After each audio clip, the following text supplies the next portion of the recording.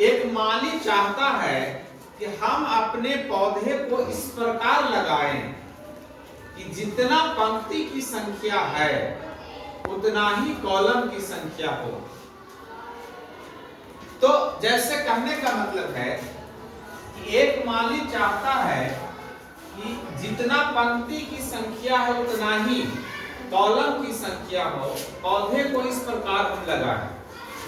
तो यदि पंक्ति की संख्या हो जाएगा 1 2 3 4 5 6 7 8 9 10 पंक्ति कै गो हुआ? 10 गो।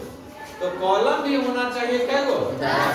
जैसे 1 2 3 4 5 6 7 8 9 10। यानी जितना पंक्ति है कॉलम भी उतना ही होना चाहिए। एक माली अपने पौधे को इस प्रकार लगाना चाहता है और उसके पास में 1000 पौधा है और उस पौधे को इस प्रकार से अरेंज सिस्टमेटिकली लगाना चाहता है कि जितना पंक्ति का संख्या है उतना ही कॉलम का संख्या होना चाहिए। यानी पंक्ति है 1 2 3 4 5 6 7 8 9 10। तो कॉलम भी 1 2 3 4 5 6 7 8 9 10। एक माली अपने पौधे को इस प्रकार लगाना चाहता है कि जितना पंक्ति की संख्या है कॉलम की संख्या भी उतना ही हो। एक उदाहरण हमने लिया कि यदि 10 गो हम लोग पंक्ति लिए तो कॉलम भी कै गो लिए? 10 गो। तो इस प्रकार से अगर हम अरेंज किए तो पौधा कहां कहां लगेगा? पौधा देखो जहां पर कटे एक दूसरे को क्रॉस किया है, एक दूसरे को इंटरसेक्ट किया है। एक पौधा यहाँ लगेगा, एक पौधा यहाँ लगेगा, एक यहाँ, एक यहाँ, एक यहाँ, एक यहाँ, एक यहाँ, एक यहाँ, एक यहाँ और एक यहाँ। तो पौधा कैसा हो गया? 10 गो। और वैसे ही हर लाइन में कितना पौधा मिलेगा? 10। हर पंक्ति में कितना पौधा मिलेगा? तो 10। अब पंक्ति है भी कै गो? 10। तो टोटल पौधों की संख्या हो जाएगा कितना? 100। क्योंकि एक लाइन में 10 गो पौधा, तो लाइन भी कै गो है? 10 गो। तो बताओ टोटल पौधों की संख्या कितना होगा? 100। मतलब यहां से हम लोगों ने ये कॉन्सेप्ट सीखा कि ऐसी व्यवस्था को अरेंज करने के लिए उसको निश्चित ही पूर्ण वर्ग संख्या में होना पड़ेगा, परफेक्ट स्क्वायर नंबर में होना पड़ेगा कि एक लाइन में जितना पंक्ति की संख्या है उतना ही कॉलम की संख्या हो। ऐसी व्यवस्था को अरेंज करने के लिए उसको निश्चित ही पूर्ण वर्ग संख्या के रूप में पौधों को रखना होगा।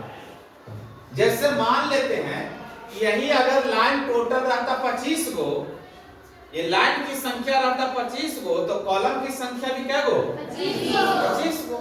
क्योंकि सवाल कह रहा है कि जितना पंक्ति की संख्या होना चाहिए उतना ही कॉलम की संख्या भी हो। तो यदि पंक्ति की संख्या 25 गो तो कॉलम भी कितना? 25 गो। तो ऐसी व्यवस्था को पूर्ण करने के लिए 25 गुना 25 होता है 600, तो पूर्ण वर्ग के रूप में हो गया। यानी ऐसी व्यवस्था को पूर्ण करने के लिए निश्चित ही उसको परफेक्ट स्क्वायर नंबर में होना पड़ेगा। बात समझ गए ना कॉन्सेप्ट?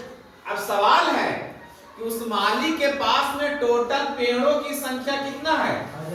1000। उस माली के पास में टोटल पौधा है 1000 तो क्या 1000 पूर्ण वर्ग के रूप में है क्या? 1000 किसी संख्या का स्क्वायर है क्या? तो हम चेक करते हैं। 30 का स्क्वायर कितना? 900। 31 का स्क्वायर कितना? 961 है ना। 31 का स्क्वायर कितना? 961। 32 का स्क्वायर कितना? 1024 है ना। तो 32 के स्क्वायर हम सोच रहे कि 1000 में कितना पौधा और लाना पड़ेगा ताकि ऐसा व्यवस्था को पूर्ण कर पाए। तो 31 का स्क्वायर 961। हमारे पास पौधा है कितना? 1000। तो कितना पौधा और ला दें ताकि ऐसी व्यवस्था को कंप्लीट कर पाए? तो 32 का स्क्वायर कितना होता है? 1024 यानी 1024। और 1000 पौधा ऑलरेडी हमारे पास है, तो कितना पौधा को और लाना पड़ेगा? 24।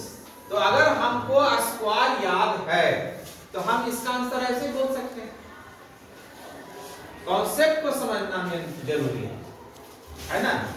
और यही सवाल में यदि रहता कि यदि हमारे पास टोटल पौधों की संख्या है 1000 और ऐसी व्यवस्था को अरेंज करना है कि जितना कॉलम उतना ही पंक्ति, तो कितना पौधा को और हटा दे ताकि ऐसी व्यवस्था अरेंज हो जाए। हटाने की बात कर रहा है कि 1000 में से कितना और पौधा को छांट दे। तो हम देखेंगे कि 31 के स्क्वायर होता है 961 और 32 के स्क्वायर तो 1024, तो ज्यादा हो गया। तो 31 का स्क्वायर 961 हो गया। हमको 961 पौधा की जरूरत है और हमारे पास में टोटल पौधा है कितना? 1000। तो कितना पौधा को हटाना पड़ेगा? 40 पौधा को हटा देंगे। तो ऐसी व्यवस्था को हम अरेंज कर पाएंगे कि जितनी पंक्ति की संख्या होगा उतना ही कॉलम की संख्या होगी। क्लियर है ना। तो ये सवाल क्लियर हो गया ना। Question number 8।